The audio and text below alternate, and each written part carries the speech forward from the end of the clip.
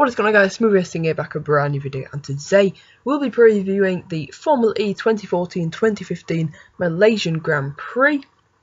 As the drivers currently stands, then it is Lucas di Grassi is in first place after winning the Chinese Grand Prix, of course, after Prost and Highfield dramatically came together. It was followed by Frank Monganami from France, then Sam Bird, Charles Pic, Calhoun Chandok, Jerome D'Ambrosio, Servier, Piquet Jr., Prost, Sarrazin, Sato, Abt, Al-Jaswari, Highfield, Ceruti, Legay, Tung rounds out the people who are actually classified. Those people who didn't finish in China or pick up any points were Buemi, Trulli and Bruno Senna.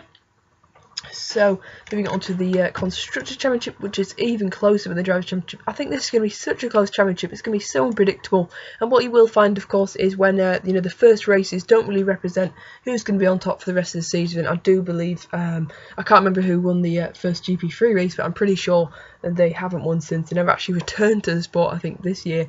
So, that's really nothing to go by. So I think from these next few races, we'll be finding out who's really going to be challenging for the first ever Formula E title. Of course, we could really kickstart some people's careers. We've got a fantastic mix of drivers in this Formula E grid, probably one of the the highest quality grids in motorsports currently around.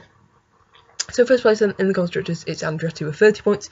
4 points behind them is Audi. Then in third it's Virgin. Fourth Dragon. Then it's Mahindra, China Racing, Edams, Venturi, Amlin Naguri and Trulli GP.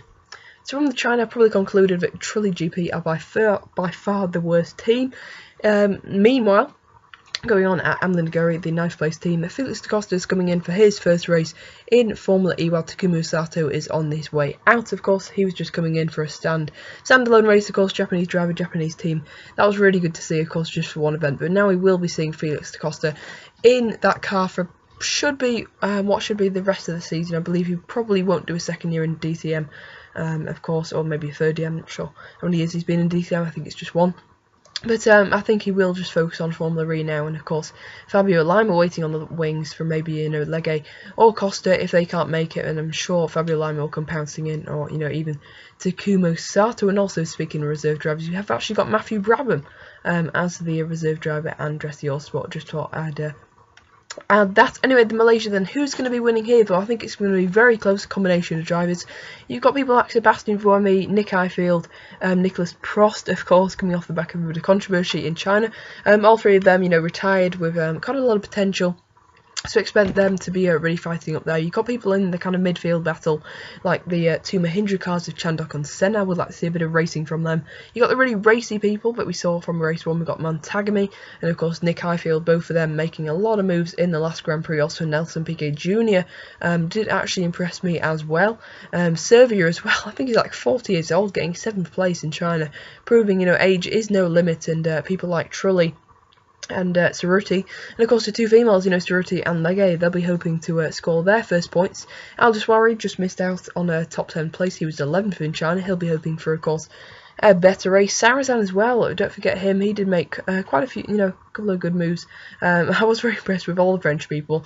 Nicholas Prost, for me, was the biggest surprise. I know we had that awful incident at the end, but you got to hand it to him for the pace he showed, and suggesting maybe that Edams is the best car.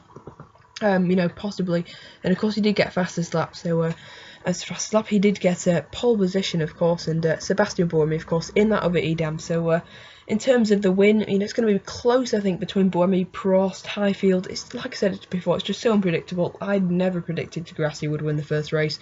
I can't really see him winning the second race, to be honest. After this, you've got Uruguay, Argentina, 2 American races, including Long Beach, Monaco, Germany, and London. So it's going to be an interesting calendar, I think. A long way to go in this Formula E season. As I've already mentioned, it's so hard to predict. You've got so many good teams there. Andretti Autosport, currently leading. We've got Virgin, quite close behind. And of course, you've got teams at the back, like Trulli GP. Didn't see much from China Racing, really. Hoping Tung, definitely not the best driver. And of course, I think they were fairly lucky to actually score some points, of course, courtesy of Nelson Piquet Jr. But, you know, I am liking Formula E at the moment. I have been with it, you know, since it was basically announced. I like the shape of the cars. I think they look really good. I like a lot of the liveries are really nice. But, you know, of course, the sound is not so good.